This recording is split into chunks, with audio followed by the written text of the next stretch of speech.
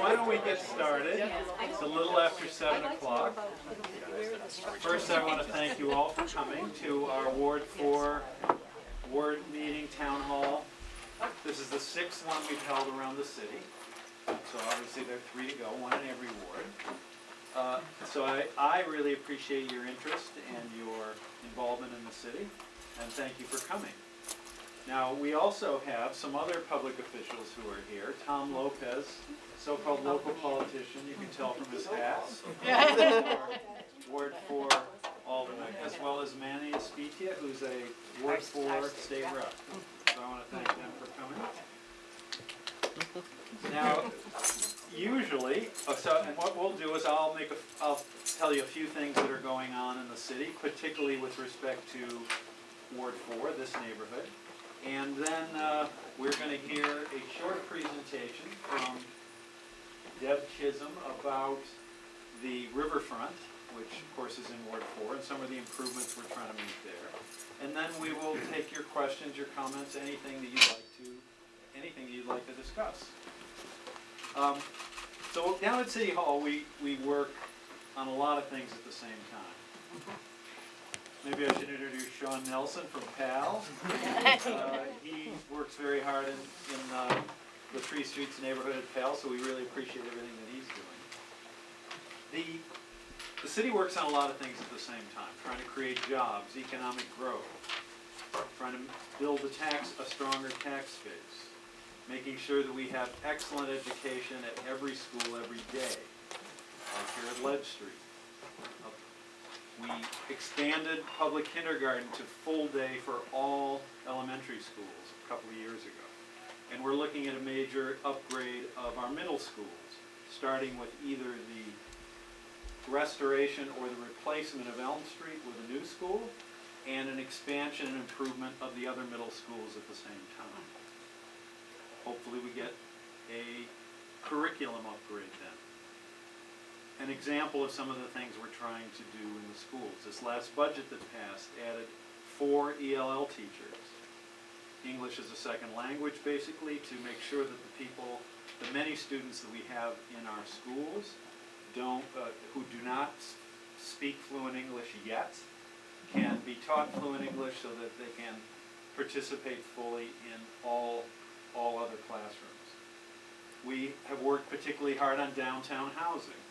Both some affordable, some so-called workforce housing, like the Marshall Street, East Hollis Street project, we call it Marshall Street.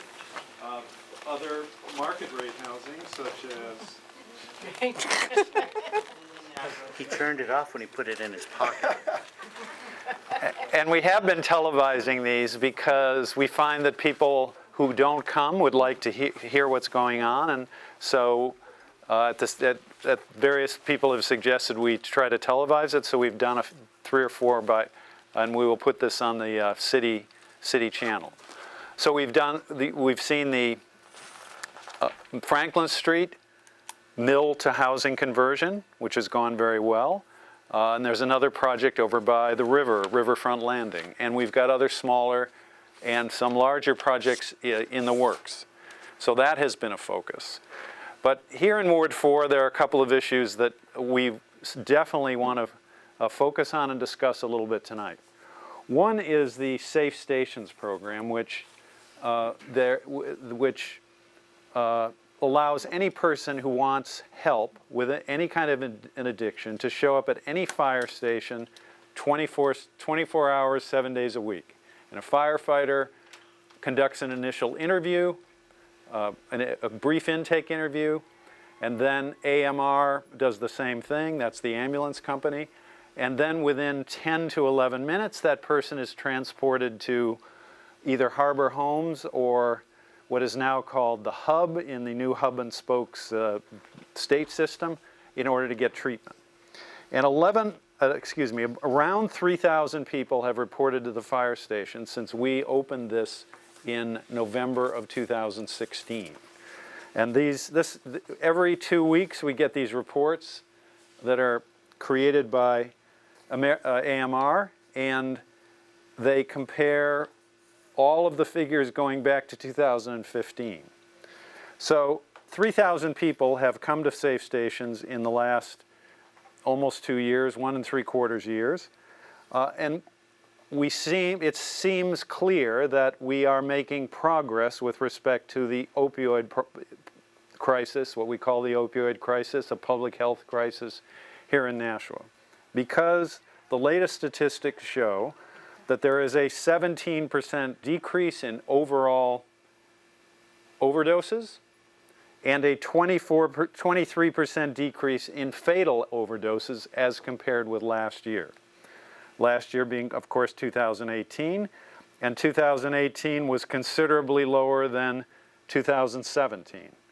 So we are trending very well. Now, this doesn't mean that we've solved this problem by any stretch of the imagination, because any one overdose, one fatality is too many, but at least we're pushing it in the right direction. At the same time, Manchester is conducting a similar program, and has made some progress, but is struggling with it a little more, at least according to the current statistics. Manchester has seen a decrease in total overdoses, but an increase as compared with last year in fatalities.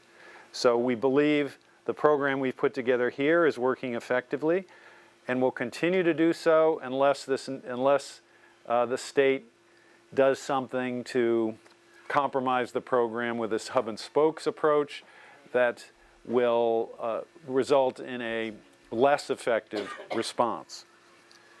So I want to, the fire department has done a great job with it. Certainly we meet every 2 weeks to discuss it and discuss exactly what's going on. One thing that came up today, and we did meet today, is that there was a situation in Appleton, Wisconsin, where a person had an overdose on a public bus. Police, fire came, or at least the fire department came and administered Narcan, which brings someone back from an OD.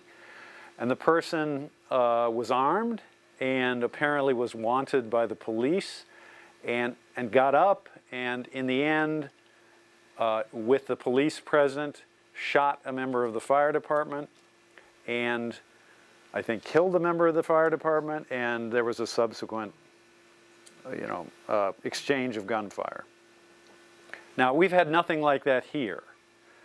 The Safe Stations program, of course, is better for the firefighters in the sense that firefighters have been responding to that type of overdose call in a bus, in someone's apartment, in a public restroom, on a street, for years.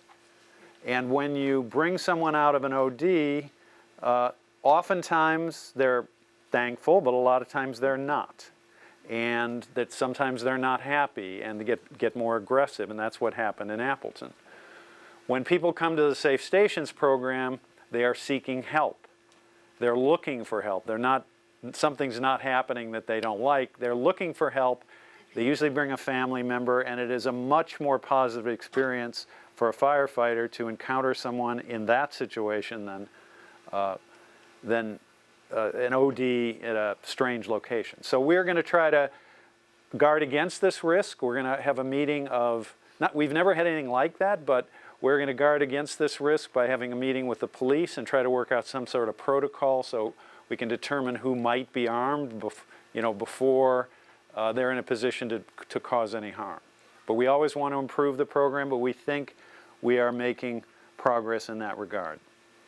Another thing that we have here in Ward 4 that we're working on, and Sandy is very familiar with this, is the Mohawk Tannery site, which is a polluted site that has been in the city for a long time. So the EPA has come and proposed a public-private partnership to try to pay for that cleanup. And they have been working with a private developer who is developing a plan to encapsulate, basically, encapsulate the pollution that's on the site. There's an EPA-approved solution. The developer has proposed something very similar, as I understand it, to the EPA solution. And now, after some delay, that has been put out to bid.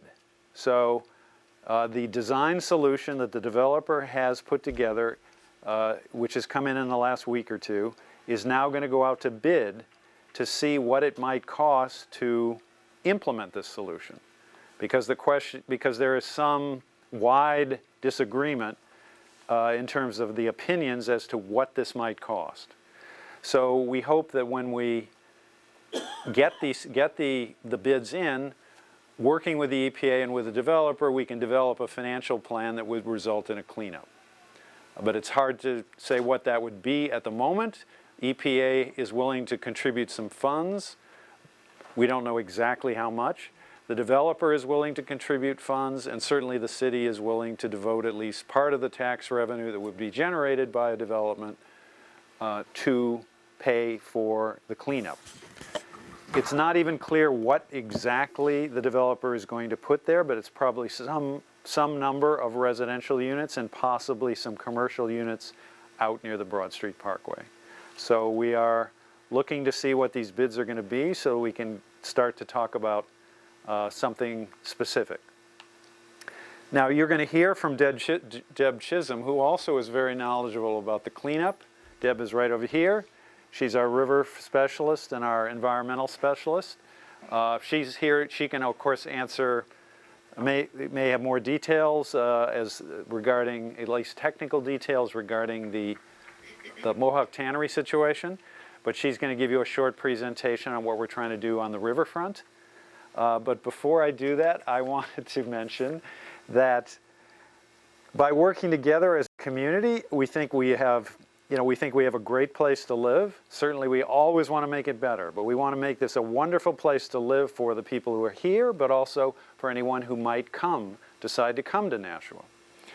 So I thought I would run through quickly some recent accolades that the city has gotten. So in 2018, Nashua was named one of the safest places to retire in the country. 2018, Nashua was named one of the ninth best run city in the country. 2018, Nashua was named the best place for millennials in Hillsborough County. 2018, Nashua was named the most diverse and most inclusive place to live in New Hampshire. In 2018, Nashua, it was decided that Nashua has some of the least amount of crime in a mid-sized city. We know we've always been very safe, at least as compared with other cities of our size. In 2017, Nashua and Manchester were named one of the happiest places in the country, which is great. In 2017, Nashua was named the safest city in the country in another survey. And in 2017, Nashua was named one of the best cities to live in America.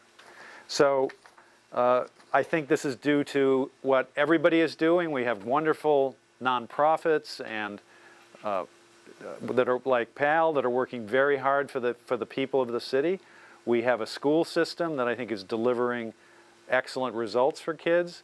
The city government is working hard, but we have a group of citizens and residents who are very engaged in the city, doing a lot of volunteer work, very enthusiastic downtown, providing all kinds of activity as an example, but also the nonprofits who are working to help more disadvantaged citizens. So across the board, I believe we're doing a great job, and as a result of a group community effort.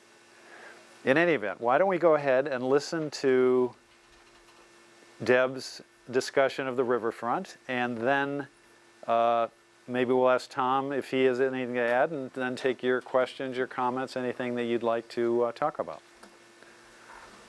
All right. I don't know how the logistics are going to work on this. Thanks for coming tonight. Appreciate it. Tom. So Sarah told me I had like an hour and a half to be able to... She's joking. That's a joke. 3 minutes, okay. Okay, here's what we're talking about. We're talking about the master plan for the downtown riverfront. It's been going on for years. Back when I originally worked for the city, when Kathy Hirsch was here, the majority of the trail was put through. 2016 rolls around, Mayor Donchis is on board, and has asked community development and other departments to pull together and to keep moving on this riverfront redevelopment. So what we're working on right now, I've got a, is this upside right? Yeah. So what we're really talking about is the area from, and I wish I had a better picture of this. I don't know. Let's see. Yeah. Hello, everybody. I will be your presenter today. Thank you. I appreciate that. So that works. This works great. Thank you, Tom. So this here, this is the mill yard over here, and then we're talking about the area from this section here all the way downstream. We've got the Main Street here, and then all the way down just past essentially Sanders, BAE Systems. So that just showed my age. Sorry about that. The area that we're really focusing on right now is the area between the Broad Street Parkway and the Main Street Bridge. That's really the area that we're focusing on.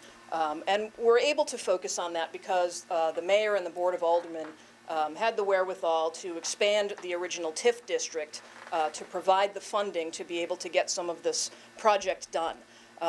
Back in 2016, what we ended up doing to get started was to pull together a master plan, and that involved essentially the public. We went out to the public and asked them. We did surveys. We had this really great co-urbanize online program that we used that allowed people to really, in live time, go out and provide comments and provide specific locations. So it wasn't really just the what that they were interested in, it was the where. So you can see that people had put comments, and you can go to that courb.co/Nashua and go through and see all of the comments that people had provided and what they thought, in their opinion, was going to be beneficial for the downtown Nashua riverfront development. So again, we used SurveyMonkey, we did a video campaign, we had 2,100 visits using that co-urbanized platform. So the area, again, that we're talking about is the area between the Broad Street Parkway and the Main Street Bridge. That's really what we're focusing on right now. And this is part of the redevelopment plan, and you can find this on the city's website. This plan was put together. It's fairly small. It's got a bunch of pictures in it. And what we ended up coming up with was essentially, we've got some cantilevered walkways. We've got this area here, potential for a boat launch area, small boat launch. You're not going to launch anything too big out of there. We've got some fountains, some invasive species management, some trail connections that need to happen. And the things that we were thinking about when this whole plan was put together was the connectivity of all of the trails that essentially are the Riverwalk connecting to Mine Falls and connecting to the Heritage Trail. This afternoon we had a great grand opening, if you will, of the pedestrian bridge that cuts across the canal here, right about the intersection of Ledge Street and Central. The mayor was there to do the proverbial ribbon You should cutting. check that out if you haven't seen it. It looks So really that good. walkway I've is, already been checking it out. oh, it's But now we're allowed to walk fantastic. through without the gate in the way. There you go. And as we were there doing the ribbon cutting, plenty of kids running in and out. It was great. So hopefully that will get a lot of use. My understanding is that the kids that go to school here are able to use that bridge instead of walking on the scary sidewalk, sometimes on Ledge Street. They're able to actually cut through and go around the back. So I thought that was Nick had brought that up, and I wasn't aware that that was an extra benefit. Another benefit to people in the Mine Falls area is when kids are cutting through, if they're doing that to get to and from the Boys and Girls Club or the YMCA, now they can cut through and go directly to where they're locating instead of having to walk 2 or 3 miles out of their way. So it leaves other trails that are more wilderness focused to be wilderness focused. Right, and the folks at PAL are going to be able to use that and much more effectively get into those trails than having to walk all the way around.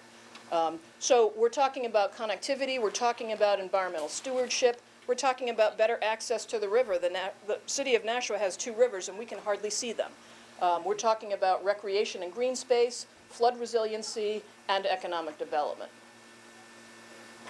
So this, I think, is the highlight. I'm not sure if this is actually going to work. because I don't know if we actually have access to, let's see. There's a YouTube video here. Ooh.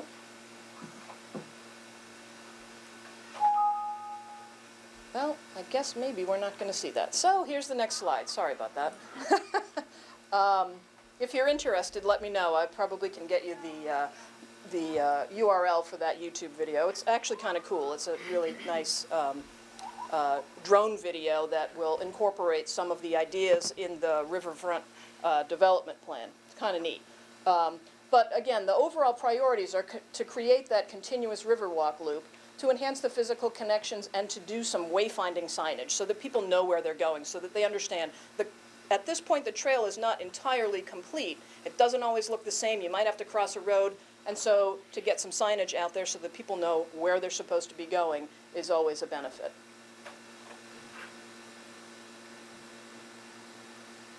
That's another overall picture, similar to what Vanna White is holding for us. Oh. And this is Sarah Marchand's email address and phone number. If you have questions, you can feel free to call her. She is usually the one that is doing this presentation. This is a little bit new for me. But some of the things that we're actually working on right now, we're working on returning the fountains to the Riverwalk. We're working on a lighting plan so that it's not quite as creepy in some locations to be walking. There is an RFP that's coming out. We should have an engineer on board sometime this summer, and that person will be, that company will be in charge of doing the design and engineering of some of those cantilevered walkways. We're also trying to focus right now on invasive species management. One of the reasons you can't see that Nashua River is because there is so much growth in front. So there will be some trees that are taken down. Some of those invasive species are so thick that they're actually killing the trees, that there is no way to remove that invasive species element without removing the trees as well. But that will provide us with a better view of the Nashua River. So that's some of the stuff that we're actually working on right now. If you have any questions, I'm happy to take them now, or I can wait until the end. I have a quick question for you. When you mentioned invasive species, are you speaking of bittersweet, the vine? Are you speaking of... Sorry, they can't. When you're speaking of invasive species, are you speaking of the bittersweet? That is... Want me to come and talk about it? You couldn't hear? Okay. Bittersweet is one. Japanese knotweed is another one. Okay. Well, the reason I ask is because bittersweet can be controlled by cutting it at the ground, but you have to keep cutting it. But it seems unfortunate to cut the tree down because the vine is suffocating the tree. Bittersweet is here to stay. So I'd rather see it controlled rather than cut the trees down. And I don't necessarily disagree with you. And one of the things that we are trying to focus on from here on out is continued maintenance of the work that gets done, so that when we do take out some of those invasive species, we don't wait, 10 years and then decide we have to do it again, that it's a continual process. Yep. Curious. All right, now Lori Wilshire, thank you very much for coming. Lori is the president of the Board of Aldermen. Thank you. It's very good when the members of the Board of Aldermen show up and learn about everything. So what about Tom or Lori? You got anything you'd like to add at this point? Okay. Hi everybody, I'm Tom Lopez, the Alderman for Ward 4. So I'm pretty excited to see the Main Street, the riverfront plans moving forward. I think in the past it has come up. Early in my first term as Alderman, it was a proposal, but there were other neighborhood considerations at the time that we were trying to push for, like improving the lighting along the rail trail. I don't know if anybody remembers when we had those little club lights going on that were flickering, but there were a lot of people that didn't feel necessarily safe walking through there. They were disruptive to the houses along the side, so we tackled that issue first, and I think the rail trail is much better lit, much safer for everybody, much more appreciated.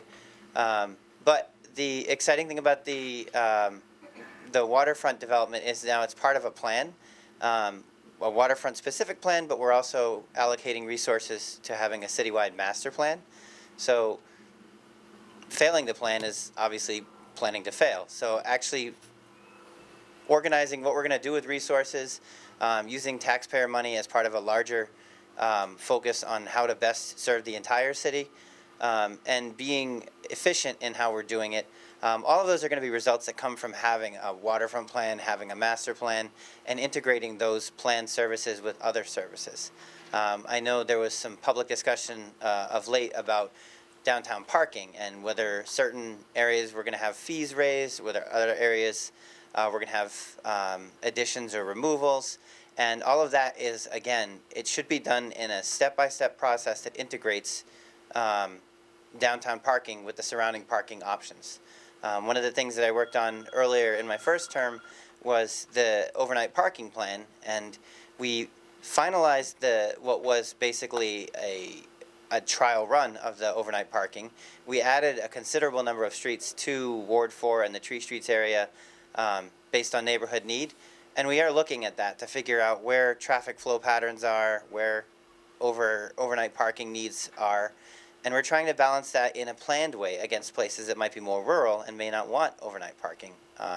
They may have their own parking spaces. They may be quieter communities where they want to know exactly who's parking everywhere. So all of this comes back to planning, making sure that there's prior proper planning and that we are performing as best we can with the city's resources. So those are a couple things we've been working on. And then in addition, you can put all the lights in the world on the rail trail or in any neighborhood, but in terms of neighborhood safety, the number one safety factor is investment in that neighborhood. So building people's feeling of ownership and engagement in the community and making people feel welcome and part of the community has always been a mainstay of making sure that that community is thriving, happy, successful, scoring all of those accolades. So we've been working very hard on that too with partners like Nashua Powell, with partners like NeighborWorks, and so events like the Tree Streets Block Party or the Your Choice, Your Voice voting process, those build neighborhood engagement. Those make people feel like they're more part of their community. And being a welcoming community in that manner, it helps us bring to bear all of the strengths in that community. So some of them may be participation in neighborhood watches. Some of them may be volunteer support, like the Islamic Society has become a very active volunteer support. Revive Recovery Center has become very active in the community, participating in a lot of community events. This is how we get neighborhoods to thrive. We get people who are wanting to feel welcome, wanting to have a place in the community, wanting to feel a part of it, helping connect them and helping engage them. So those are things that we've been focusing on over the last couple of years. Hopefully they've been going well. I know we had a terrific Tree Streets Block Party just last weekend. We have the Pride Festival coming up. Keeping Nashua a very engaged and active place to live, making opportunities evident and easy to access for retired seniors, for growing families. Those things will make our communities better and stronger. Thank you. All right. And Lori? So Lori comes to nearly all of these, or all of them, I don't know. So that's There's really... only one I think I'm going to miss, and that's a conflict with the Board of Aldermen Yeah. meeting. But thank you all for coming out tonight. As I said at one of the last meetings, we learn more from you than you do from us because, you know, you're living in this ward every day. You're here. You know what's going on. So I think it's important, you know, that the mayor holds these town halls in every ward and listens to what people are experiencing in their ward. I just wanted to share a little something I learned tonight over at the Police Commission meeting, that the police department is undertaking a new initiative to, with autism awareness, and they're starting a database of people that have autism in the community so that when the police are called out, they can identify someone if that person is sensitive to touch or dogs or sirens. They'll know how to react, and it's a voluntary, you know, enrollment thing, and they're going to be rolling that out in October. I think that just says a lot about what our police department is doing and how sensitive they are to the needs of the community, and, you know, kudos to them for that. But I just have to give kudos to your Ward 4 Alderman. He's wonderful. But you already knew that. Thank you. All right, so this is Cecilia. She works in the mayor's office. Thank you, Cecilia. So what do you have to, questions, comments? Anybody have thoughts? Yes. Yeah. Hi, I don't know if this is the right place to bring this up, and I understand there was a meeting concerning the Elm Street Middle School last week, and I missed it. I found out about it too late. So I'm here. This isn't my ward. But maybe you could lead me in the right direction as to people that I could contact to get a little bit more history on it. I'm concerned, or I'm interested in knowing the structural integrity. They're saying that it's unsafe, and I'd like to know more about that. I think it's a beautiful school. It's one of the masterpieces of architecture in the city, and I'm concerned about just any architect, if you did decide to renovate, that would come in and tamper with the original theme and beauty of this building. And I've heard a lot of rumors, and I feel that some of the older buildings are surely built better than the newer ones that have mold problems and generally just don't hold up as well. And so I'm wondering how severe the architectural integrity problems are, if there are any, and why the school really couldn't be kept as a school. And if not, and if you do decide to build a new school, I have a proposal. I think you should take it down and return it to the South Common, which is what it originally was, and give it back to the people. Well, thank you for your question. So the project is being analyzed by a group called the Joint Special School Building Committee, which is a creature of state law. This is how state law says that schools need to be built. And that's chaired by Rick Dowd, who's the alderman from Ward 2. Now they are looking carefully at both options of renovating Elm Street and replacing Elm Street with a middle school, with another school down in the southwest. Right. But some of the, I mean, I can, since I've discussed the project with them in some detail, there are issues with the Elm Street School, and that's one of the things you're asking about. First of all, in terms of structural integrity, the floors are not able, as they are currently constituted, to provide as much structural support to the building as they should. They're made out of kind of a weird material, and at times there isn't really, it's just boards over kind of a frame. Mm-hmm. And so the architects are saying that no matter what they really do without spending many millions more, and we're already talking about $60 million, say, the building won't be as structurally sound as it should be or as a new building would be. Number two, the classrooms in their size do not meet current requirements, state requirements. So the state regulates education, and they say in order to meet state standards you need classrooms of a certain size. And these are not large enough to meet current standards. Now, we could still operate that way, but it would be not in compliance with state standard as far as. Is there any flexibility to a state standard? Well, to completely gut the building, and just tear down all of the internal walls and build anew, that would make the project much more than the 60 that they're talking about, because they're talking about pretty much keeping the internal walls where they are. Another issue with Elm Street is that it is more expensive to really renovate in place than it is to build a new school, because of the difficulties of handling the kids during the construction. Now, in some of the previous renovations that have been done, such as, I remember there were previous like Mount Pleasant, say, that was done when I was mayor before, and we moved the kids to the library and to the was then the Arts and Science Center, or excuse me, not the library, but the Arts and Science Center, and to over by St. Louis, there was a school over there that is now housing, and we used that structure. But with a school with 1,000 kids in it, I mean, there's just no way to move the kids out. That's a problem, I can understand. But is there any option for being grandfathered in and perhaps maintaining smaller classes? If it doesn't meet the code of today, why not have it grandfathered in, unless it's truly unsound? But I read things in the paper like, well, there's no insulation. Well, I went to that school and I didn't suffer from the cold. Yes, no. And no athletic field. And, I'm thinking, well, the Homan Stadium was what they always used. And the undulating floors, I thought, is that an architectural term? Where did this come from? So, Well, but two of the issues that you've pointed out, no fields on site, as the other middle schools have, Yeah. and the fact that it costs a lot more to heat the building and always will, no matter what you do, is. Another thing is during the construction, for example, there would be a lot of additional costs. It would take longer because of the kids having to be there. Another issue would be the cafeteria. While the cafeteria area of the building was being renovated, there would have to be a temporary cafeteria built outside the walls, which in itself would be several $million. I can understand that. And it would have to be torn down later. So that's all being examined, but those are some of the issues. And cost will be a primary factor in determining which direction to go.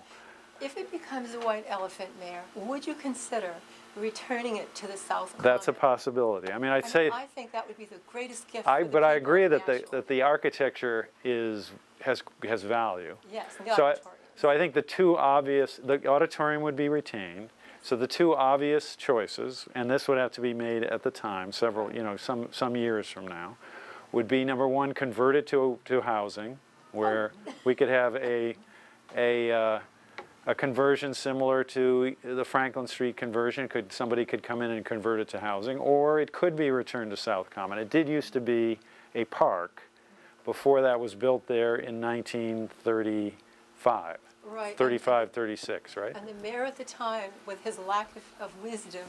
Who and- was the and mayor at the foresight, time? I don't remember, but it was the South Common. It was taken away from the people. Yes, And with that all is the true. land they had available, they chose that to build the school. That is So true. It was sacrilege. But if they're going to declare the school outmoded, it would seem that the best possible use would be the people in that area, the kids have nowhere to play. Yeah. They have nothing. Everything is in the north end. So Yeah.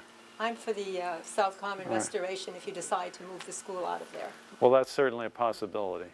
And one more thing, would you consider a commission of architectural integrity for downtown Nashua? That just, people can't go in and do whatever they want to do? Well, That there could be possibly a commission? that they we could are discuss? constrained by state law in terms of what we can do. But there is probably, we have a historic district in the north end. We do have that, but I'm thinking about the downtown area. What happened to the Methodist Church, for instance?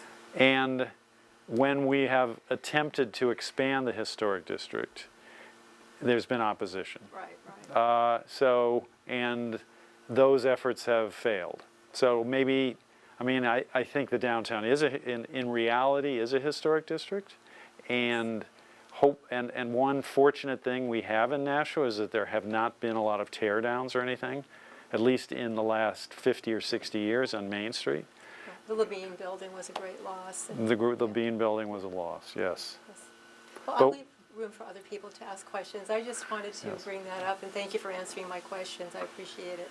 Mayor, can I just make a comment? Yes, of course. I know the zoning board.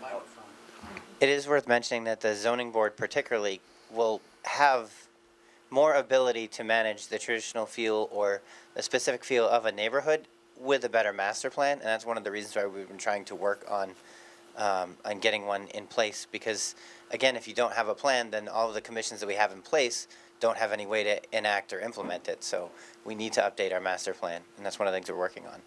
And part of that master plan is likely to be what areas should be preserved for heritage. Now, going back to the Riverfront Master Plan, this was completed a couple years ago, and the point here is that we have this beautiful asset in the middle of the city that in the old days, the city kind of turned our back to it. Mills are built along the river to some degree, and there was no focus on the river. Now we think we can highlight the river by doing the right things along the river.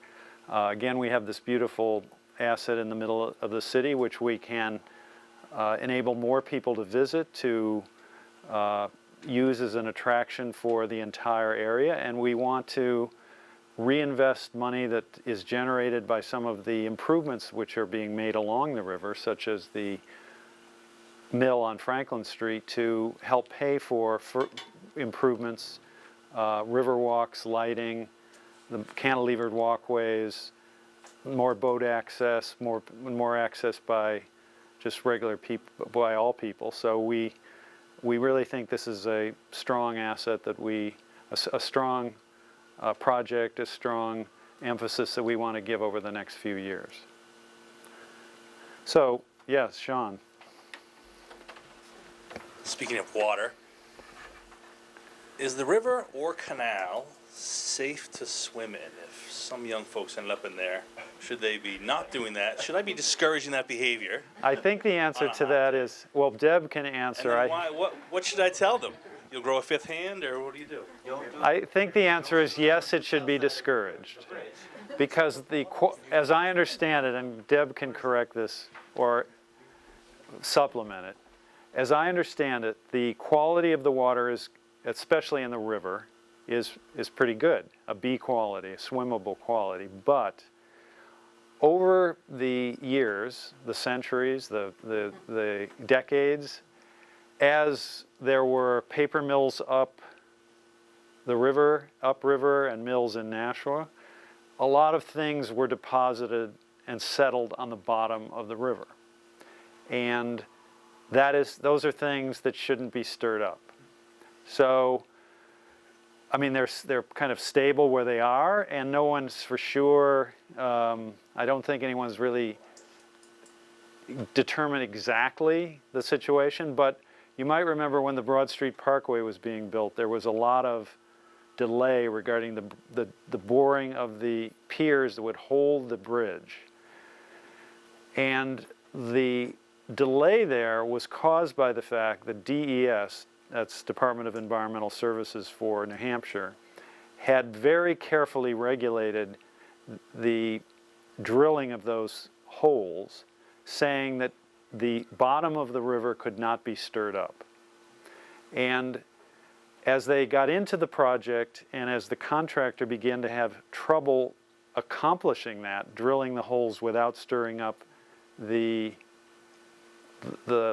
sediments on the bottom, that stopped the project because they had to redesign or in some way rebuild what the mechanism they were using to drill, all because of DES did not want the sediment stirred up at all. The other issue, the other time that came up was when the water was lowered to change the dam and it exposed part of the river bottom, they said, well, people should stay away from that.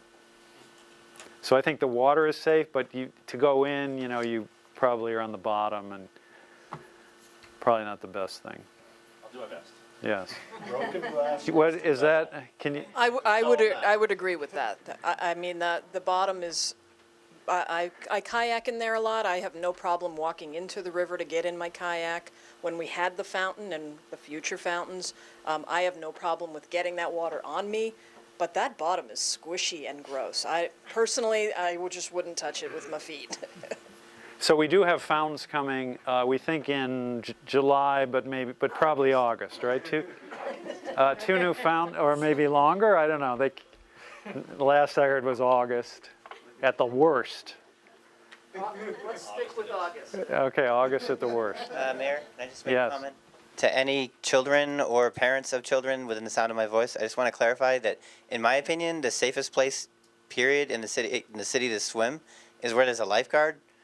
Plus, you don't have to share your swimming space with a duck or whatever else is in the water. Yes. I'll wait for the mic. Okay. Thank you. This must be a So on West Hollis, this on? Oh, gotcha. So on West Hollis Street, I would say between like Ash and Vine and Palm, really after school hours, cars just fly by and disregard the crosswalks. So I was wondering what the city could do, because I've talked to some people that live in the area. I myself have seen it and experienced it. Yeah. So I don't know if there could be an emphasis on perhaps painting the crosswalks or some lights or something else, because there's kids around there, there's a bunch of senior citizens, just general people walking in that area. And there's a lot of cars, and I'm not sure if all those cars are necessarily from residents in the area that are flying by. while driving by. Well, you raise a good point, you know, because the West Hollis Street, the traffic does move pretty quickly, and people need to be safe crossing the street. We want the neighborhood to be pedestrian friendly and good for kids and residents. So we'll have to think about that a bit. You know, I'm not sure just painting, the sidewalks are already painted, paint them a little brighter. I'm not sure it would slow people down, but maybe we want to come up with some mechanism. Certainly there's police, you know, patrol, but they can't be there all the time. And maybe we want to try to think up some mechanism to try to slow people down. I mean, in some places near schools, we've erected those signs, solar-powered signs that flash the speed. Maybe and they seem to have an effect. I mean, it's hard to, you know, to exactly quantify it, but they seem to have an effect. Those by, there's one on Manchester Street, one down East Dunstable Road, one on Dublin. And maybe we could try something like that, because as you point out, you know, we want traffic to be going at the maximum, the speed limit through there, not 40 or 50, 60 miles an hour, or whatever it is. So we are taking that down, and we will. And I would just echo that, because I know they have the signs there for like crosswalk, and I've stopped and almost gotten rear-ended by people who are like, because they, you know, people are taking it, they're going 40 miles an hour because there's just like it feels like it's a artery like to Main Street, so that's a really good point to bring up, Paul. Now, while we have Manny, Manny is a state rep, and I thought I would mention something. The city of Nashua has, and all communities in New Hampshire have suffered over the years because the tendency, not only the tendency, the habit of the state legislature is when there are issues at the state level with money, they push additional costs onto the cities and towns, or require the cities and towns to pay for things that they didn't pay for before. Biggest example are city pensions. We're in the state pension system, and it's we could talk about this for a while, but they always promise, they got the city in and all the other cities and towns by promising they'd pay 35%. They did that for a long time, but then they stopped doing it. That has cost Nashua $50 million, or close to $50 million through the fiscal year we're about to enter. And with $50 million, we could build a whole new junior high with cash, middle school with cash. But this time, our state legislature, led by the Nashua delegation, has been trying to reverse that trend, and the budget passed by the House would actually return more money to Nashua than before, where before it was always going down, and what makes a lot of progress in that regard. The Senate budget is not quite as good, but it's still a lot better than we've ever seen before. And Manny, of course, is up there, and maybe you want to speak to that, or Sure, something else that's going on? No, as I got here, I was actually thinking about that, because that is one of the big priorities for us, is especially with funding. Education funding is incredibly important to us, is one of our biggest priorities. So with the House budget, we would be bringing at least $12 million back to schools, specifically to Nashua, bringing things like the stabilization grants, returning those, and also making sure that we, everybody gets their fair share, and making a better job of sharing the rooms and meals taxes that are collected. So making sure that municipalities like ours get our fair share. We are also, we're trying to make an equitable budget for everybody. So, and Nashua is getting a bigger cut of it in the House budget. The Senate, they're working it out right now. They're going to send a budget to our governor, and we'll see what he does with it. But, I think our priority is to make sure that, as taxpayers, that you guys are getting the services that you guys require, because municipalities have been getting hit hard over the last decade. And it's just a lot of it gets shifted down to municipalities, and we hear it all the time from people. We hear it all the time from not just Nashua but other towns. So we want to make sure that we're as helpful as possible up there. Other things we're focusing on, things like in our budget, we want to bring back mental health and put some funding into that. Also making sure that DCYF positions are funded. That was a big priority. So that's going to reach a staffing level that, because their caseloads they're hitting like 60, 70 caseloads, and that's huge. Like that's incredibly unsustainable, and it's hard for these caseworkers who are trying their best with really difficult situations. So those are some of the top priorities we have. And then for us here in Nashua, we passed a bill to hopefully bring funding for commuter rail, so that could be looked into in greater detail, so we can give some estimates on how much it would actually cost for the city, for the state, and seeing whether or not it's feasible. And which is something everyone's been talking about for a long time, but we're actually hopeful we will see what the governor does with that bill too. But we have some really good things that are going to hopefully come down and help the city of Nashua. So just stay tuned, and we'll let you all know what happens with whatever the governor decides. Yes. Well, why don't we get you the mic? A quick side note on the speed signs before I get to what I came for. If you do the electronic speed signs, is there any way to get the speed limit posted below them? Oh, yeah. I think they're kind of useless. Most of the ones that are out there, they show how fast you're going. They don't show how fast you're supposed to be going. Speed. Right. Yeah. And I know that's the one on East Dunstable because that's the one I pass most of the time. It has the school zone 20 miles an hour. It doesn't say when this isn't flashing how fast is the speed limit. Right. So when it says I'm going 45 in my speed. All right. All right. You work for the Boys and Girls Club. I'm a volunteer for the Boys and Girls Club. Volunteer. And that's one of the reasons why I'm here. My name is Mike Curtin, and I've been a Nashville resident for almost 9 years. Most of that time, I've been volunteering for the Boys and Girls Club of Greater Nashua. Among other responsibilities, I run the hockey program. And during the spring and summer months, we have hockey and other programs that use the outdoor street hockey court over at the end of Grand Avenue. In past years, the weather's taken a toll on the court, and it's at the point where it needs, at a minimum, to be resurfaced. The pavement's cracking and rippling. In the spring, the club and the Nashua PAL, with Sean, run a weekly street hockey league for middle schools on the court, and that reaches north of probably 60 kids. In the summer, I run a weekly league, free by the way, for all the club's teens, and that reaches about 25 to 30 kids. Kids are really enthusiastic about it. Most of the time when I arrive, there's already a bunch of them shooting and ready to start. And then also when I'm at the club for other reasons, I'll see people out there playing soccer on it, playing hockey on it, and would really like to have a street hockey court that's in great shape and fun to play on. I emailed Alderman Lopez about the court surface, and he suggested that I come here and start the conversation with you.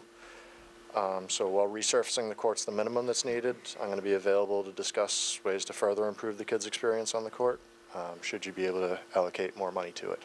Well, I appreciate you bringing that up.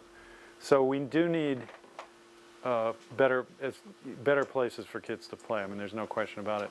Now so that's on city-owned. It's not a boys' club thing. It's a city thing. That's part of the city park. Yep. So we will have to look at what it would cost. I mean, it's probably equivalent to a tennis court, but I'm not really sure. I think it used to be a tennis court. So we'd be They just glad to. I'm repaved. sure Lori is listening and Tom very carefully now. So we will.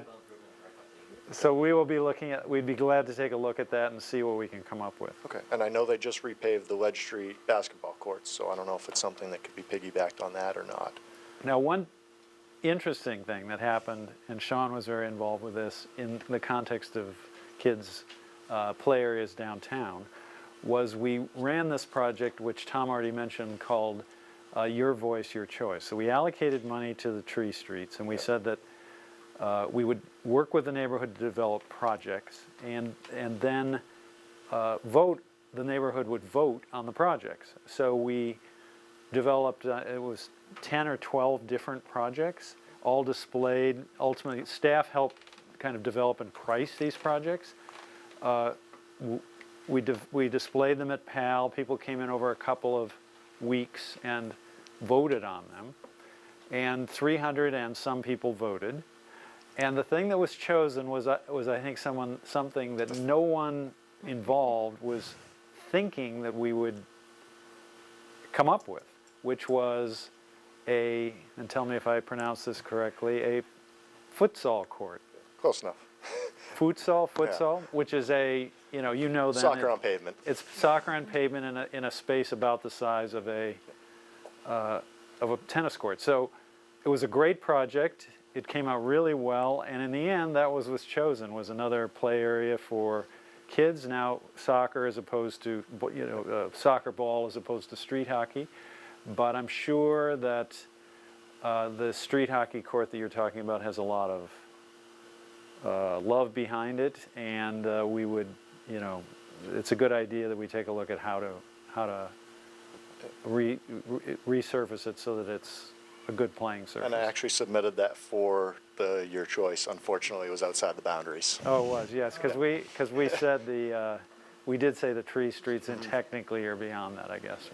Okay, we'll be glad to look at that. And I mean, thank you very much for doing all the work for the Boys and Girls Club, because you are just a fantastic organization that helps so many kids, and it relies upon people such as yourself, Coach Mike, who, you coach the kids and you give them a place to go, and a good example, a good role model. So we'd love to be able to help you out. Okay, sounds good. Thank you. Anyone else? Sandy. It's not going to be about the tannery. Okay. Okay. So You're I'd not like. limited to the tannery. I know. No, I want to talk, but still in Ward 4 up toward Fairmount Street. So Okay. Specifically Franklin Street. Yeah. When the Broad Street Parkway was being planned and built, there was talk that there would be a river connection from Franklin Street over to the Parkway. Yes. And with all of these apartment buildings being built, which are beautiful, it's really nice to be able to walk on the sidewalks again on Franklin Street.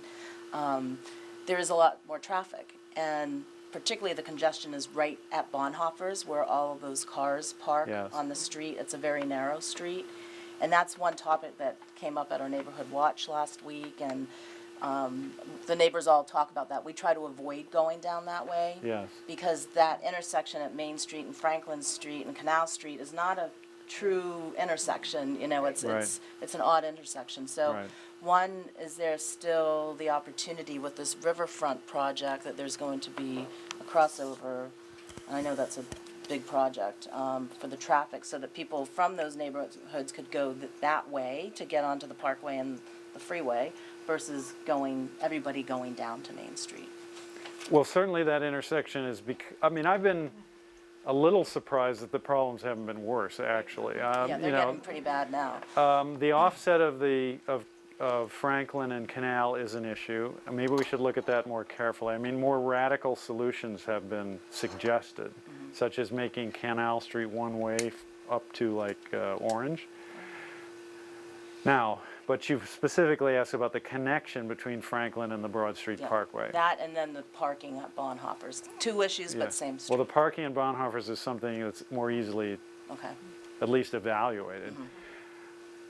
At least from my point of view, there are a couple problems with the connection to the Parkway. Number one, of course, it costs probably $4 million. Number two, would we be introducing a traffic problem and making it worse in this respect? Right now, we have a lot of traffic that goes through Nashua into Hudson, and the route is principally Amherst Street to Lowell to Canal to Hudson.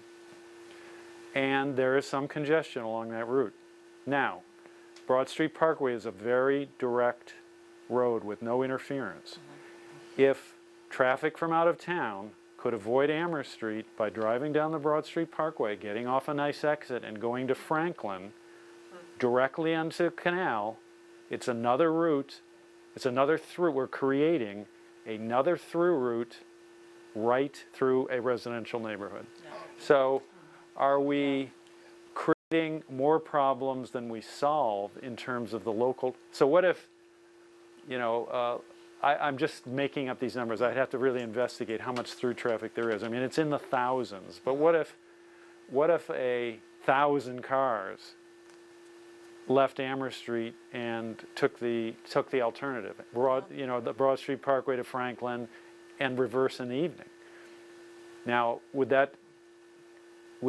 things get better down there? They might get worse. So, and it might sort of help Amherst Street, but it could really hurt that neighborhood. Now, I think we are on the, I think because of the changes that have occurred on Franklin, the new mills, the cotton mill before, I mean, we're in a situation where we might see major improvements in the neighborhood as time goes on. You know, people upgrading their houses, people moving in, new resident moved up. Oh, we're definitely seeing, that's all the good things that are happening. And And I what- don't know the solution. And a neighborhood killer is a lot of through traffic.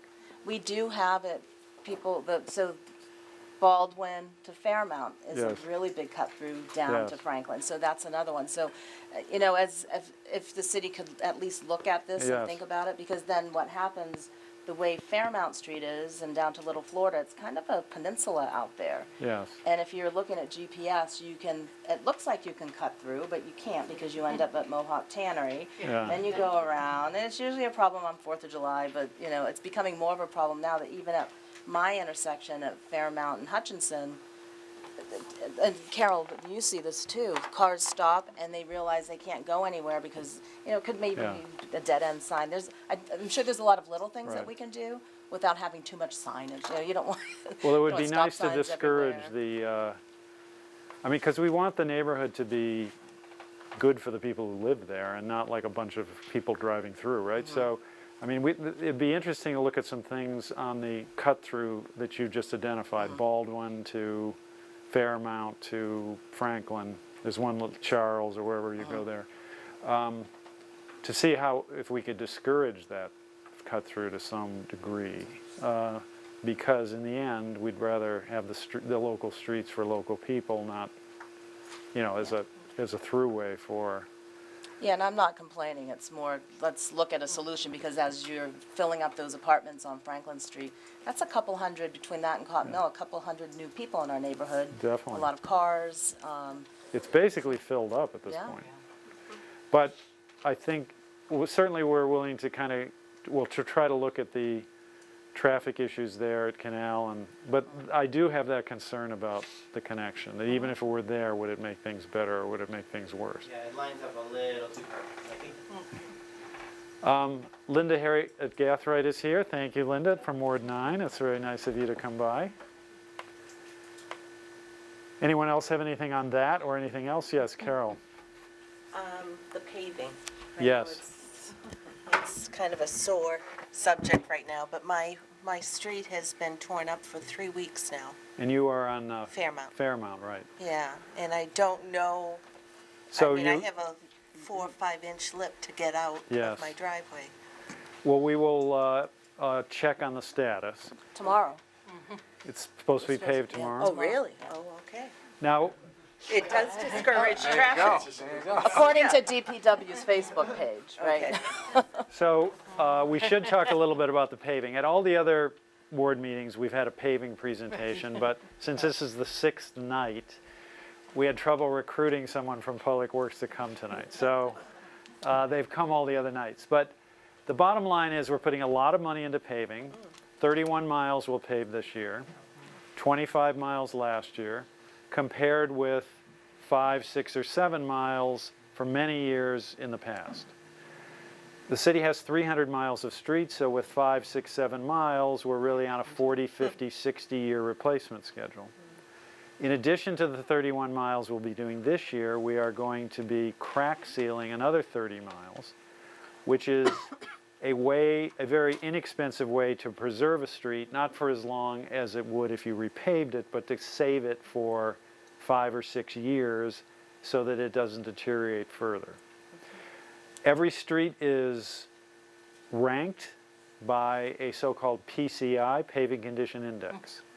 And those ratings are updated every year, at least for a half to a third of the streets, because about a half to a third are reviewed every year.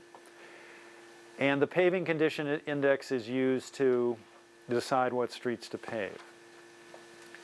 But it's not necessary, and the Paving Condition Index goes from 0 to 100, 100 being the best. A street that's down in the 20 or 30 range really needs to be reclaimed. And what that means is more than what you have. I mean, it's not just taking off the top layer or the top 2 or 3 inches and then paving. It is taking the street really down to nothing and rebuilding the entire road bed and rebuilding the whole street. So there have been some streets reclaimed, but for example, Pine Hill Road last year, even though it's a reclaimed street, was not done last year. And the reason is that if a street is in the 40s, or say the 50s, the 60s, it can be repaved without reclaiming, and that saves the street for decades, or 20 years, or whatever, 30 years, whatever it's going to be, depending on the amount of travel. If you put all your money into the reclaiming while you're doing, it's so expensive to do that, while you're doing that on a very small number of streets, there are a whole lot of other streets that are in not too bad a shape, getting a lot worse. And ultimately, they need to be reclaimed. So the idea is to save as many, so to kind of do a mixture of things. Do some reclaiming, but also do some resurfacing where you don't have to, you haven't gotten yet to the point where you have to reclaim everything. So that kind of strategy, and this is all sort of designed by consultants and the engineers and everything, that type of strategy plus doing the crack sealing, which we think will help to preserve streets temporarily, more temporarily, for a few years at a very limited cost. We're doing 30 miles of crack sealing for $140,000. To pave 30 miles costs $11 million. So it accomplishes something in the short term that will save in the long run. So I think you see a lot of streets being paved. Where you see real big problems like Kinsley Street, the reason there, and I know people here, I'm sure all drive on Kinsley. The reason for that is we want to make sure that all of the utility work is done in the street before it is paved, as much as we possibly can, because we don't want to put hundreds of thousands of dollars into a street and then the utility comes and digs it up in the next, 3 months later. So in Kinsley, for example, the infrastructure is very old and very bad. So there's been sewer replacement, sewer lining, there has been water replacement, there's been a lot of gas work. And it seemed like it was all done come last fall, and we might be able to get it done before the weather changed. But then the weather was worse and we had to delay, and then over the winter the gas company discovered a lot more leaks. So they needed to do a lot more work down near, you've seen this spring, a lot of work down near Maine, between Elm and Maine, and maybe a block east of Elm, down in that area, because they discovered a lot of problems over the winter time. So we think it might all be done, and we are keeping our fingers crossed that we can get this paved in July. But they told me it was going to be paved last July, and here we are. So we think we'll get it done this year, pretty soon, maybe next month. But we want to coordinate with all these utilities to make sure the money is spent wisely. Lori. And Lori's always saying, when is Kinsley Street going to get done? I just wanted to add that the utility companies have to try to keep up with us, because we've gotten into a really aggressive paving plan, and they weren't prepared for it all. So I think, we have the money to do this paving now, but they didn't necessarily plan to do as much as we plan to do. So I just wanted to add that. And we have persuaded them to put on additional crews, overtime crew, to try to keep up with the city's pace. And the weather hasn't been great either. Right. Well, Yeah, that's been a problem. I mean, some days it's great, and then the next days it's like Yeah, well, February again. the fall was bad. So there were streets that would have ended up being paved last fall that weren't because of the rain and all that. Yes. I just wanted to make a comment about the the speeding.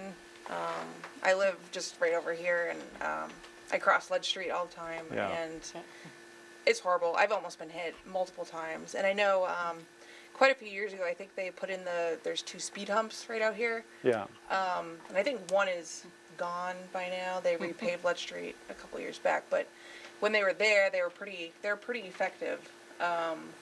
So I don't know if that's an option we can. Well, Public Works is very much against these speed bumps.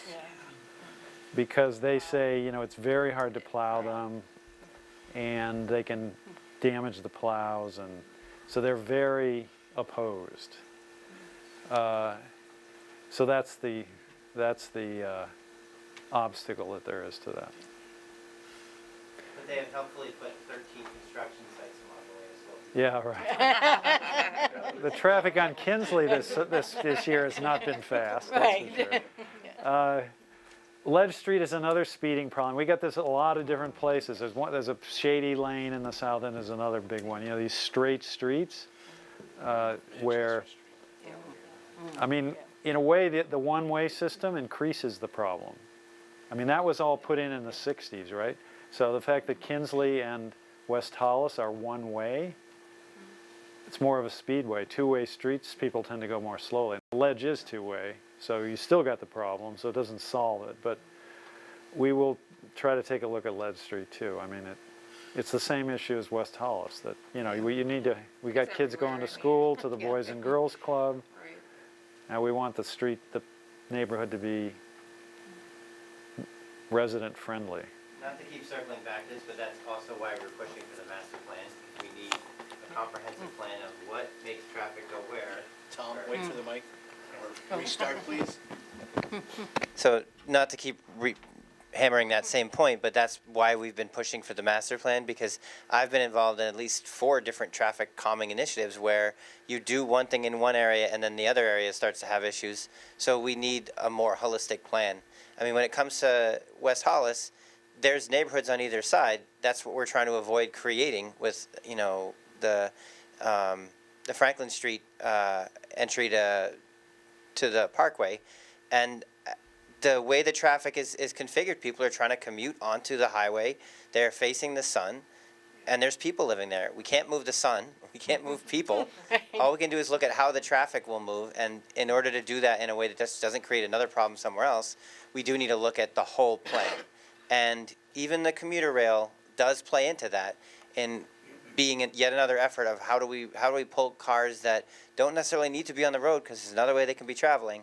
How do we integrate that into our community and our resources?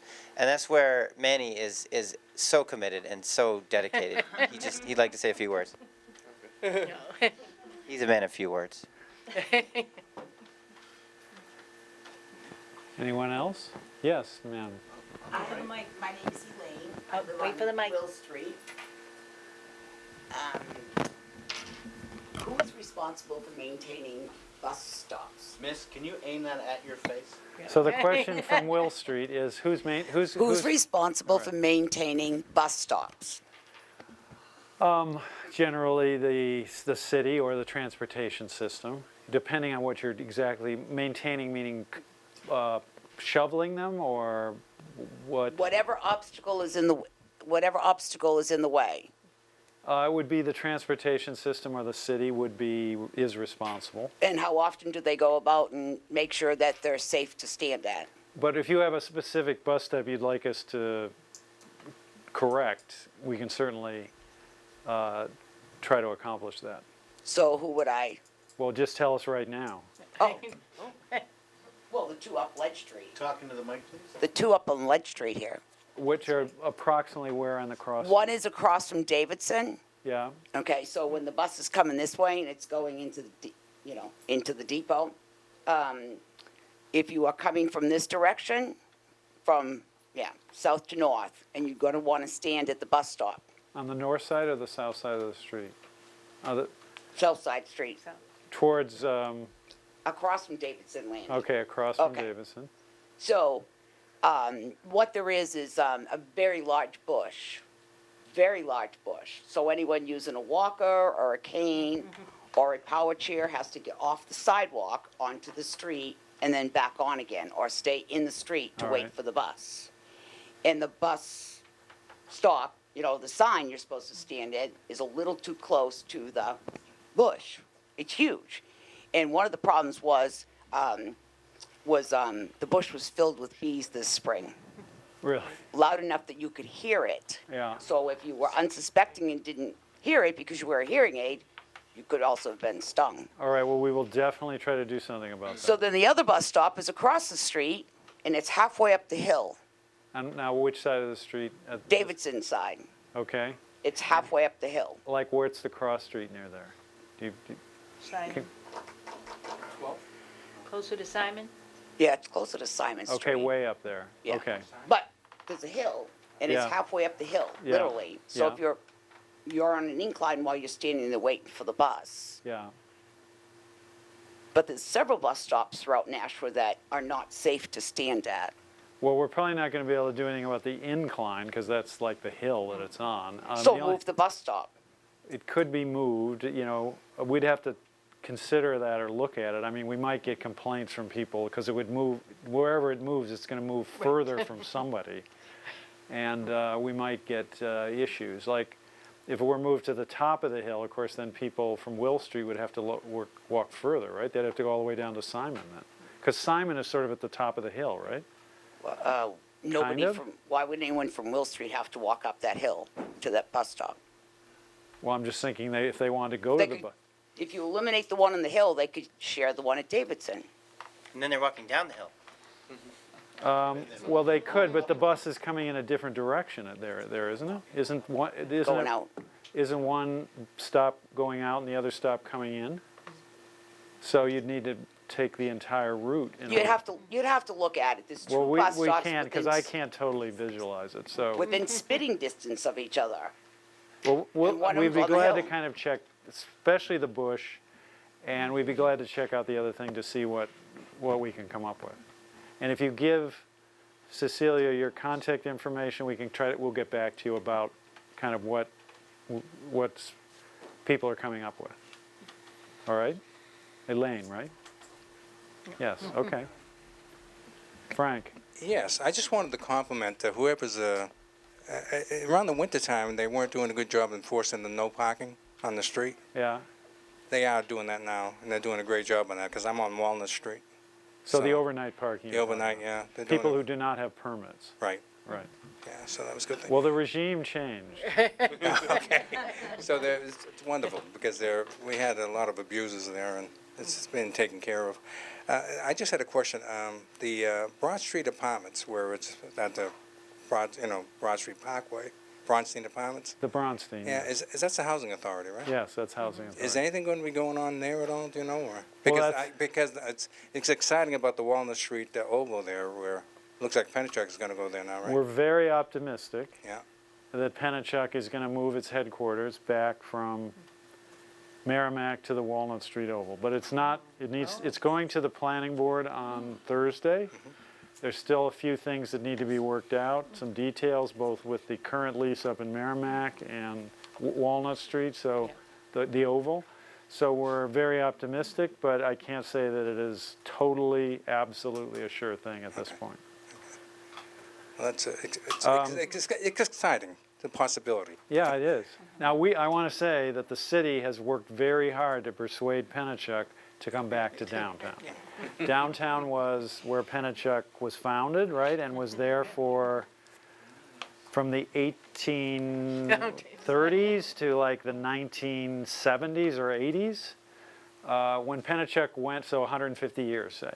So when Pennachuck became a public company, their kind of perspective on things changed, and they moved to Merrimack, and we've worked very hard to try to get them to come back. And they've cooperated with that, quite well, I think, in the end.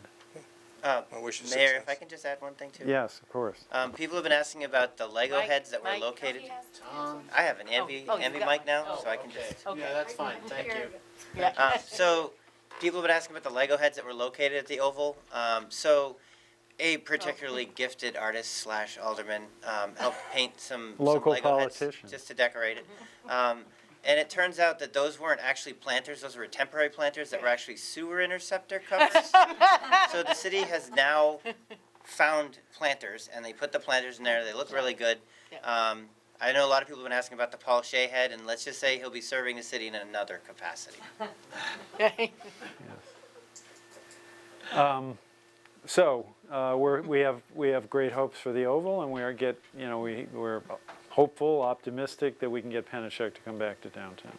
And one thing that was interesting is one force that was on our side is apparently Pennachuck polled its employees, and the assumption was, well, they'd like to, they'd rather be out in the woods or whatever. But the reaction of the employees was totally different, that they much preferred to be downtown, and that was very persuasive in terms of the Pennachuck management that they would make a serious effort to come back downtown. So thank you to the employees. They're all right. They would rather be able to walk places to a restaurant or just walk around town than have to drive places or just stay at their desk.